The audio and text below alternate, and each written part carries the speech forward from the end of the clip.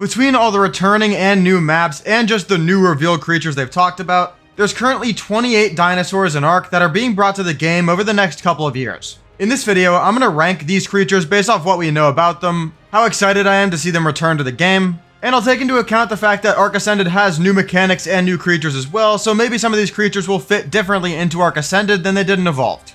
28 creatures is a good amount to get through, so I'm going to be pretty brief with the creatures that were already in Ark Evolved, but I will talk about every creature at least a little bit. In dead last by a pretty wide margin, I have the Ossidon. This has been my least favorite creature in the game since it's released for a couple of reasons, but mainly it's just sort of dumb and not really helpful. It's a giant late game space whale that is actually pretty fun to tame, but once you have it, you realize there's not that many practical use cases for it. It's just one of the most buggy creatures in Ark with all the mesh issues it has with the teleportation. The giant space whale thing inside of a dinosaur game is not something I really am fond of personally, and I still have personal beef with it because when they released it, they said that they play tested it and that it wouldn't have any meshing issues, and I literally meshed into a wall in 30 seconds after taming one.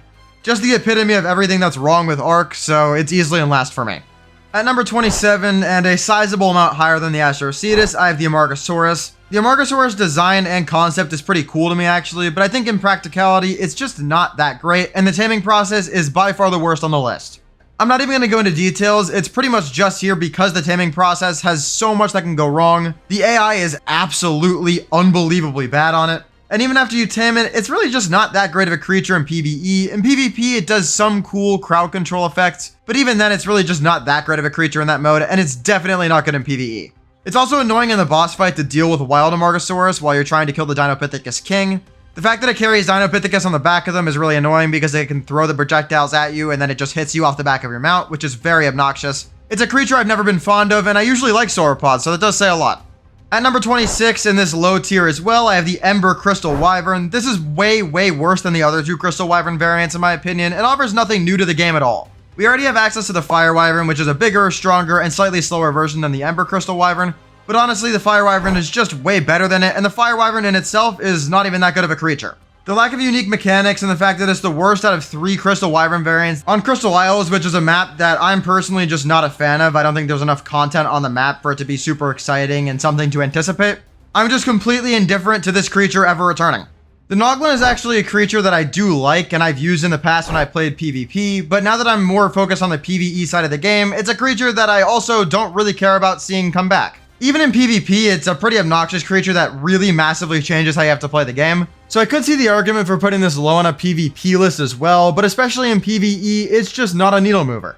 Cool concept for a creature, never really going to be useful in the mode I play, towards the bottom of the list.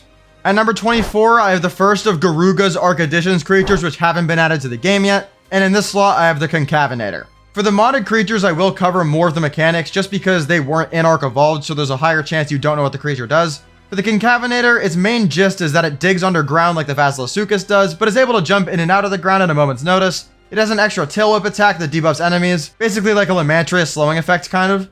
And in terms of size, it's slightly larger than a raptor, it's weaker than most terrestrial mounts, and compared to other creatures in its mod pack, it is weaker than those other options. For what it's worth, Garuga has been working on this creature to sort of adjust it, because the original creature was made before the Vasilasuchus was released, which sort of took its place in the niche. So I do expect the Concavinator to be a pretty high riser eventually when it actually gets released in the main game. But as of right now, while still just in its modded form, I'm just going to speculate that it will be the lowest of Garuga's Ark Additions creatures which haven't seen the main game yet. At number 23, I have the Megashalon, which is a creature that I really like, but just being objective, it's really not as interesting as many of the other things they're adding to the game. It's essentially a giant underwater sea turtle that can give you oxygen when you're deep underwater, and while this is really useful in certain PvP applications, in PvE, it's really not that practical because the Megashalon is not big enough to be a huge underwater base, and although it is cool to have a mobile underwater base, and the fact that you get this way before the Moonpool tech tier of the game is also neat because that's usually the only way you can actually live underwater, the Megashalon is pretty slow, and the main reason for me putting it in number 23 is the taming process is brutal. Similar to the Amargasaurus, the taming process really relies on some gimmicky AI that's really not well optimized at all. There's 2 types of difficulty in video games. There's the fair challenges games offer that make it more interesting to play, and then there's trying to make sense of what Parakeet Fish AI is telling it to do and trying to get it to do anything remotely similar to what you're hoping it does. The second one of Garuga's modded creatures on the list is the Cryolophosaurus, and this dinosaur has 4 features about it that make it pretty unique. It has 2 ranged attacks, a freeze which is similar to the Managarmr with a wider cone ability, and a huge torpor ability as well. On top of these 2 abilities, it also inflicts torpor with its bites, and its 4th ability is its Icebreaker ability, which activates when the Cryolophosaurus detects an enemy that's nearby when it's frozen or unconscious. The buff basically gives it more damage, stamina regen, and resistances, and the creature's also really quick, being about the speed of a raptor while being the size of a Baryonyx. I think it's going to be pretty good for cave defense when it gets added to the game in PvP.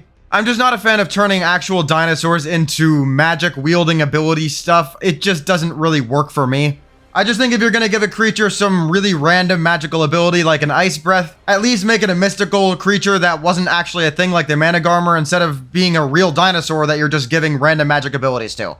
This is one of those placements where the list is subjective and that's why it's low. I could definitely see this being argued for even the top 10. At number 21, I have the Voidworm, and this is also towards the bottom of the list for a similar reason to the Noglin. It's a creature that's entirely designed for the PvP side of the game, and in PvE is really never worth taming. With that being said, compared to the Noglin, it's a much less obnoxious creature, it doesn't completely change how the game is played, and the design is awesome. It's just a creature I've always kinda liked, so is it number 21. At number 20, I have the Ossidon from Lost Colony. There's not much info on this guy yet because he's a newly announced creature, but he does look really cool. Based on the description in Community Crunch 380, I expect this to have frost-based abilities. I expect it to be very powerful based on the appearance and the size comparison to a regular survivor. And according to Wildcard, it's supposed to be released in about a week on November 18th. Yet again, this is Wildcard, so we'll probably see this by the end of the year. And they're throwing it in the snow regions of Rag, Valg, and the center for expansion owners before the map comes out on Lost Colony, and it is planned to be on Lost Colony as well, which is currently planned to be released by late 2026, so yet again, hopefully that's released by Valentine's Day of next year. This is the only major speculative ranking on the list besides kind of the Concavenator, because these 2 we really don't know how they're going to look when they're in Ark Ascended, but I'm more excited about something new than I am about the creatures I've already talked about.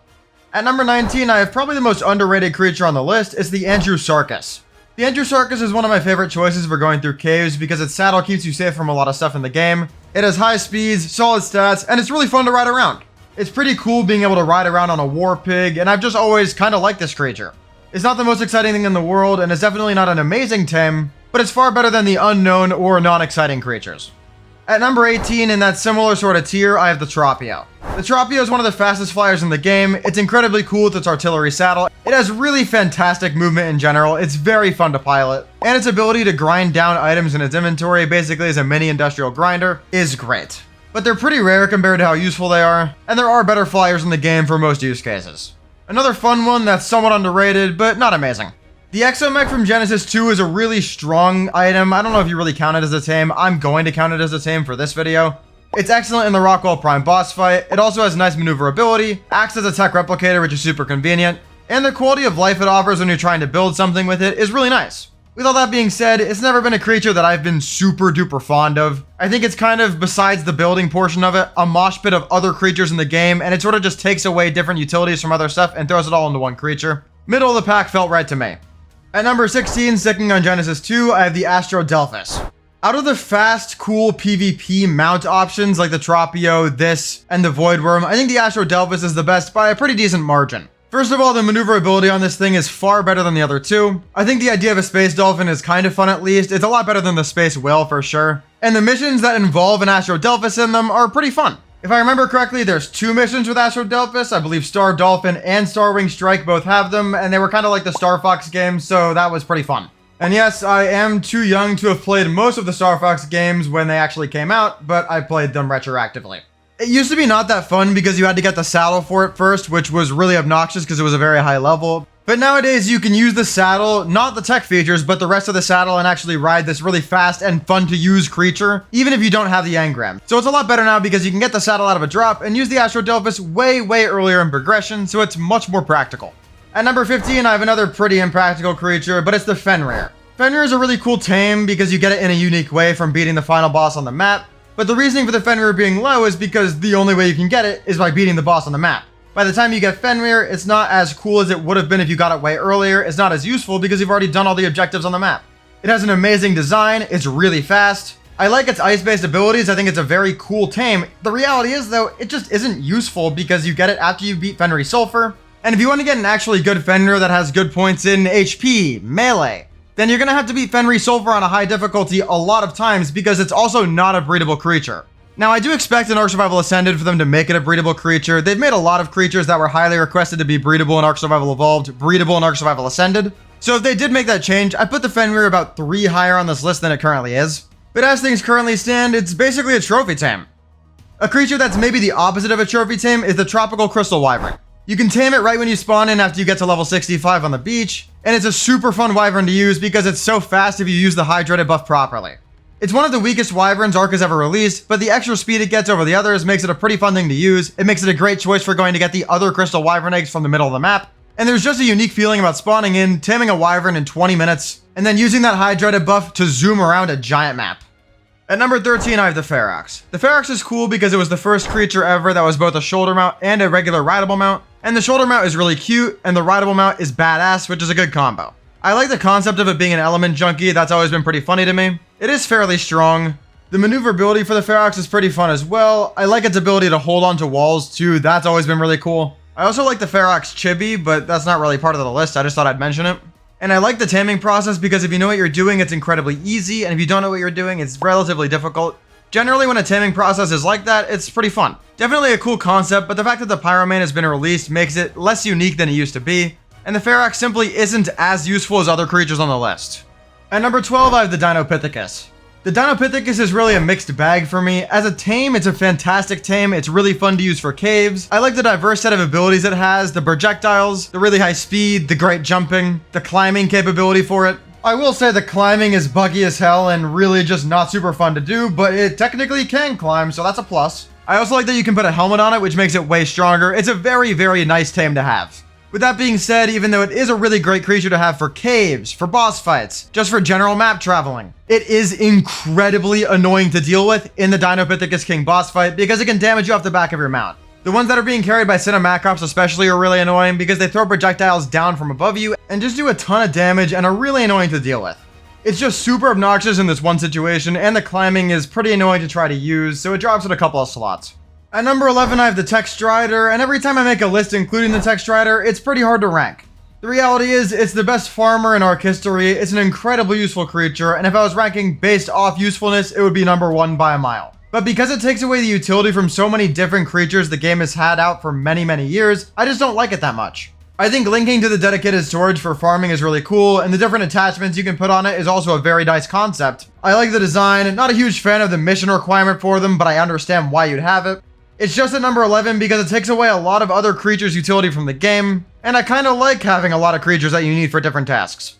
At number 10, I have the third of Garuga's 4 modded creatures that are yet to be added, and it's the Acrocanthosaurus. This is undoubtedly the dino from Ark Additions that people want to see the most in the game, and I can definitely see why. The design is incredibly detailed, the dinosaur can go toe-to-toe with just about everything in the game. It has 2 stances with very key functionality, the normal and the shield stance, an adrenaline buff that gives it an absurd amount of buffs, and a diverse attack set that makes it able to handle pretty much everything on the map.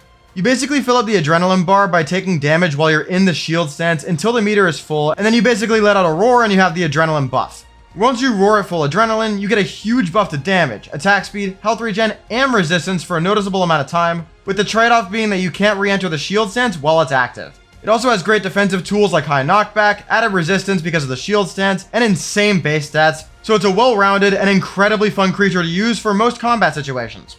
About a year and a half ago when I ranked all of Garuga's Ark Addition creatures when they announced all of them were getting added, I was talking about how the Giga and the Rex need a TLC because this creature's coming to the game, and funnily enough, they're both going to get a TLC, at least a mini one, right when the Acro gets released, so that's pretty funny timing. In regards to design, I think it's really intimidating, it's very cool, it's a very fun creature, it's just not diverse enough for utility, and I do think that after the TLCs are added to those other creatures I was talking about, it's not going to shine as much as it does in the mod pack. If they do add the Savage Acro, which is basically a modded world boss that this mod pack has, I think that would make things more interesting and it would probably move this up the ranks for me a little bit. I think more mini bosses in the game would be a good thing, but as a creature just by itself, it's in the top 10 because it's just awesome. The Blood Crystal Wyvern is the best of the 3 Crystal Wyverns by a pretty decent margin in my opinion. It's substantially more powerful than the other 2, its mechanics are more unique than the other 2 in my eyes, and it's by far the best Wyvern on this map for the boss fight, and it's a really fun boss fight to do with Blood Crystal Wyverns. Being able to lifesteal with its breath ability is also just great in general because if you're traveling around the map and you get low on HP from anything, you can heal yourself back up pretty quickly. I think it's about as fun to use as the Tropical Crystal Wyvern. I really do like the speed on that thing, but the Blood Crystal Wyvern is far better, and they're both definitely fun to use. At number 8, I have the Shadowmane, which is an incredibly strong creature in its own right, but since the Pyromane released, it's not as unique as it used to be. The Shadowmane and the Pyromane are very similar creatures, the Pyromane being easier to tame, and the Shadowmane being a little bit better for PvP situations. The Shadowmane's also better in water environments, while the Pyromane's better in colder environments because it keeps you warmer. They're both excellent for caving. The Shadowmane's only downside is you can't fit it into crouch caves unless you have a cryopod, and the Pyromane's only downside is it's not great for underwater caves. They're just different creatures that have similar base ability sets. With that being said though, even though the Shadowmane is getting its toes stepped on by the Pyromane a little bit in terms of use case, it's still an incredibly strong creature, and even though the taming process is ass, once you do it once or twice, it's not the worst thing in the world. Both of these are really fast, have a wide range of abilities, are incredibly strong. Both of them get natural armor, which means the added resistance you get from saddles is much easier to attain on these because all you need to do is level them up. And they're both just really cool dogs. The Shadowmane also comes with a hydrated buff, which is the main thing that makes it stand out from the Pyromane. And the only other downside I haven't mentioned for both the Shadowmane and the Pyromane is that they eat into use cases for a lot of other creatures like the Tech Strider, which I'm not personally a fan of. Shadowmanes are great in PvP, great in boss fights, great in caves, incredibly maneuverable and fast on both land and in the water. They're just really versatile to the point where it's a little bit ridiculous. At number 7, I have the Desmodus, one of the most fun creatures on this list by a mile, and a really strong creature as well. The Sanguine Elixir that you can get from it is incredibly powerful. One of the best quality of life things in the entire game by a mile. It has 30% boost to either taming effectiveness or imprinting process, which just saves so much time. It's able to fly in caves, it's able to latch onto ceilings, it has lifesteal, it's able to dive bomb like griffins and snow owls. It has stealth abilities as well. There's just a lot going on for this thing, and it is awesome. There's even more I haven't mentioned. The only reason it's not higher on the list is because it is too strong. You shouldn't be able to fly in caves. That completely breaks the gameplay loop for those and completely ruins the challenge curve. But if it lost the cave flying and kept all of its other really cool abilities, it would be a great quality of life creature still, it would still be fun to use, it would still be strong, and it would be way more balanced. At number 6, I have the last of Garuga's creatures, and it's the Brachiosaurus. I might be a little bit biased because I really do like sauropod creatures, but the Brachiosaurus might be the coolest sauropod in Ark Ascended once it's added. It has a battle and a harvesting stance, and these act in self-explanatory ways. It has a stomp and a backwards kick attack as its combat options, as well as a charge stomp that is very telegraphed, but it's ridiculously powerful. It also has a fear roar that's able to scare off things up to a giga in size, which is ridiculous, which means that it can scare anything in the map. In regards to harvesting, it can harvest basically every single resource in the game with good efficiency, the only downside being its slow movement speed. Yes, this includes metal. In PvP, its fear roar is a viable way to scare off anything in the game, and it has ridiculously OP base stats that allow it to hold off pretty much anything in the game as well that isn't a boss. I also love the design of this thing. The Dreadnoughtus is also a giant sauropod, which is really cool as well, but the Brachiosaurus is much more realistic in my opinion, design-wise. There's no feeling in Ark quite like sitting on top of a Brachiosaurus, scaring off gigas in the wild because you're bored. At number 5, I have the Fjordhawk simply because it's so convenient to have. The Fjordhawk's main ability, besides being a shoulder mount and getting all of those perks, is its ability to go retrieve your bag regardless of where the bag is after you die. This is incredibly helpful, especially in certain environments where, for example, you get anti-meshed, your bag glitches through the floor of the map, or you just die in a really obnoxious spot that's hard to go retrieve your items from. This utility alone just prevents you from getting arked in so many different situations. The creature is just way too useful not to be towards the top of the list, and it's one of the ones that I've been missing the most while playing by a mile. At number 4 is the Magmasaur for a couple of reasons. First of all, the design is awesome. The main things I like it for are 2 things. 1, I love the volcano biome on Genesis 1. Going down to retrieve the eggs for a Magmasaur is incredibly fun. And once they're tamed, they're also one of the best metal farmers in the entire game, so they're very useful as well. In PvP, there's some cool tech where you can drop flame projectiles on a base, which adds a bit of depth to the mode. This can damage pretty much every structure in the game. The projectiles can get shot by turrets, but it makes you have to actually plan around this creature when you're playing the mode. But the creature is just very useful in both modes, very cool, easily towards the top. My last 3 creatures are all pretty self-explanatory, so I'm going to go through them pretty quickly. At number 3, I have the Bloodstalker. When the Bloodstalker comes back out, I am literally never going to use a Cosmo again in the rest of my life. It is so much worse than the Bloodstalker. The Bloodstalker is actually how you can feel like Spider-Man in this game. The Cosmo is fun, but it's just not as good. The Bloodstalker also has really good damage output. It has the lifesteal ability, which is really strong. I like the taming method for it, which is kind of an unpopular opinion, but I think it's fun. It's also really easy to tame if you know what you're doing, so you can actually get one very early in progression, and it just makes the non-flyer maps like Aberration and Genesis 1 way more fun. You can also swim with the Bloodstalker, which I always thought was pretty cool. Just all the movement tech for this is incredibly fun. The missions involving the Bloodstalker movement are incredibly fun as well. It's easily one of the best designed and most satisfying mechanical creatures Ark has ever released. And the only downside for the Bloodstalker is that you can't put a saddle on it, but honestly, if you could, it would be even more OP. Just an amazing creature. At number 2, I have the Cinemacrops, which is also another mobility mount that is really fun to use. The Cinemacrops is one of my favorite creatures that Ark has ever released. It's incredibly useful, especially for caving, and all the mechanics on it are just really fun to use. I love being able to glide around with it. Taming it really early in progression is pretty easy to do, just like the Bloodstalker. You can put a helmet on it, which is adorable. Also, being able to put a helmet on something like this makes it so much more durable, which is really useful in caves where you can get hit with AoE attacks that can damage the Cinemacrops. And I know I said it's adorable with the helmet, but it is just a really, really cute creature in general. The Cinemacrops can just get you out of so many tight situations. Cannot wait for this thing to be back in the game. At number 1, I have the Maywing because screw the Meguana, that thing looks stupid. I understand you could argue the Maywing could go way down because the Meguana, basically the Maywing is already in the game, but the Maywing might be my favorite creature of all time and the Meguana just looks stupid. I mean, seriously, look at the side-by-side comparison with the Maywing and the Meguana. How would you ever pick using the Meguana over the Maywing when you have these two choices? Thank you to my members for supporting the channel. I have an entire members-only series coming next year, with 2 member-exclusive streams and 1 member-exclusive video every single month, and I'm really excited to share it. Thanks to everybody for watching the video. I hope you found it useful, and I hope you're as excited as I am for the new content coming to the game. If you enjoyed this video, check out the video linked on screen now, where I ranked every single creature in Ark on a tier list from worst to best. I'll see you there. Peace!